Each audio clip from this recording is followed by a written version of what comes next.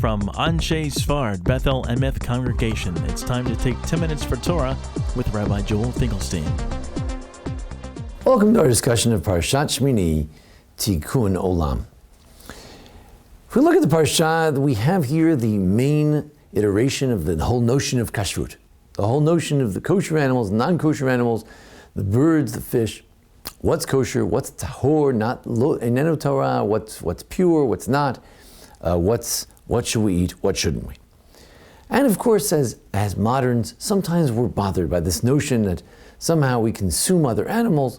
There is this theory, attributed at times to Rav Kook, other ideas, that actually, once upon a time, there was an ideal of vegetarianism, and the Torah is merely making a concession to human frailty. However, I'd like to express an opposite view, that actually the consumption of animals and plants and those things that are not alive, the water and all, that it's all a part of a divine plan. It's not b'diavad, it's not something after the fact, it's not something post facto that's what we happen to do because we're human and we're frail, but rather this is part of our very mission in this world. Sfas Emes quotes the Medrash, which says, Imrasa Elokat Rufa, quotes the pasuk that says that the word of God is pure, or that it purifies. Lo nitnat no mitzvot, ela litzaref b'hem et habriot. Usually interpreted as the mitzvot were only given to purify or to unify human beings. And what does that mean? It says as Sfas Emes, because we know from the Shavuot Brachos at a wedding, that everything that God made in this world is only for His honor. Everything. But did you ever look out at a pasture and watch the cow graze on that grass all day long? Grazes, he eats, he defecates.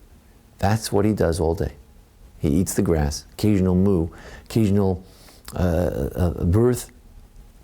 What is the purpose of that cow? When I ingest a hamburger, if I'm not just ravenous and I'm just having it because I just feel like it, but if I make a blessing over it, shakol niya bidvaro, it's part of a meal for Shabbat. It's part of a sustenance before I go out and I study or I go to Mariv or Mincha. Then I am mitzaref dabriot, I'm purifying all of creation. There are 4 realms of creation, as the ancients would say. There's chai, tzomeach, medaber, and domem. There are things that are domem that are not organic, like water.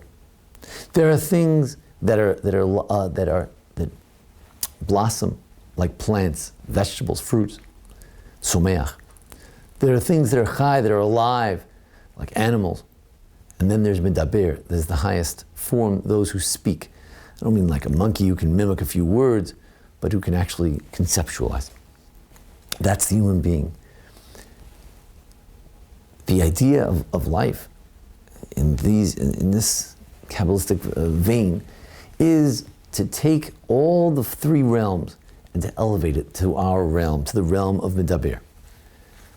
Through a blessing that we make, by consuming kosher food as a mitzvah, we hopefully bring everything up with us.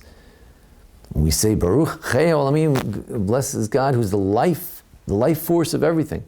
We want to bring out that life force, that Chei Olamim, the one whose life is within all of creation.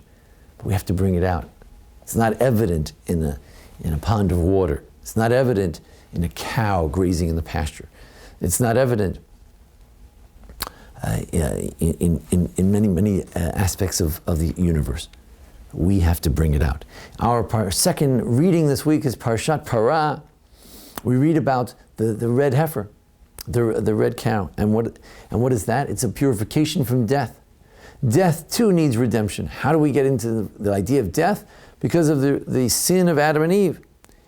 And that was because they ate from the tree of knowledge. So the solution to that is we bring the parah adumah, the ashes of the red heifer, which we have no idea why we do that. We were trying to gain tremendous knowledge. We thought we could be like God. The truth is that there's an element, even though we're the highest form of life, but we're only the highest form of life. There's a higher power, there's God. And therefore we have to recognize the extent to which we don't know, which we cannot be like God. It's sort of the opposite. And when we do that, we submit ourselves to this strange practice of the parah adumah, the red heifer and the ashes and the sprinkling of those waters as purification from death, then and only then we can redeem ourselves, redeem the whole world from the notion of death itself.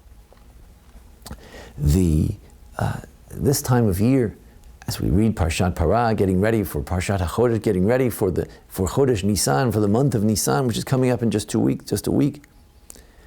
Nisan is that time. It's mentioned in Parshat Shemini, the 8th day. That was the first day of Nisan.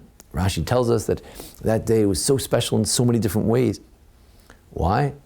Because the Jews redeemed the spring.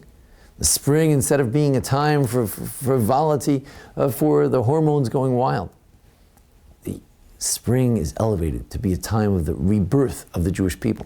It's elevated to be Yom HaShemini, the day when we brought God into the world to be at the center, the hub of the world, and whether it be in Jerusalem or in the Mishkan and the tabernacle, we brought God back into the world. That's Tikkun Olam. That's elevating the world.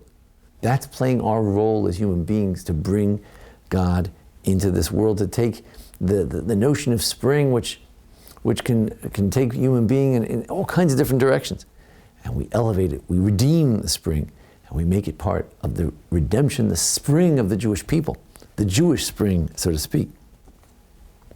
There's a tendency among moderns to feel that we're no better than anything else in the universe. I have no rights over a chimpanzee. I have no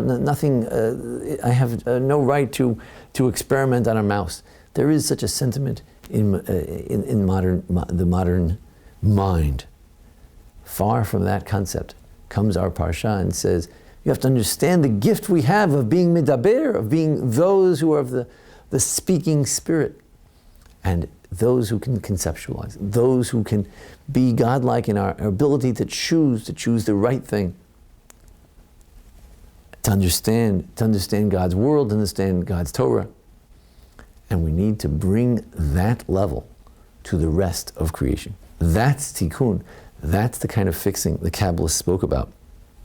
That's the day of Shemini, the redemption of spring. That's kashrut, the redemption of the animal kingdom. That's a bracha on food, whether it's someach or domeim, whether it's alive, whether it's inorganic.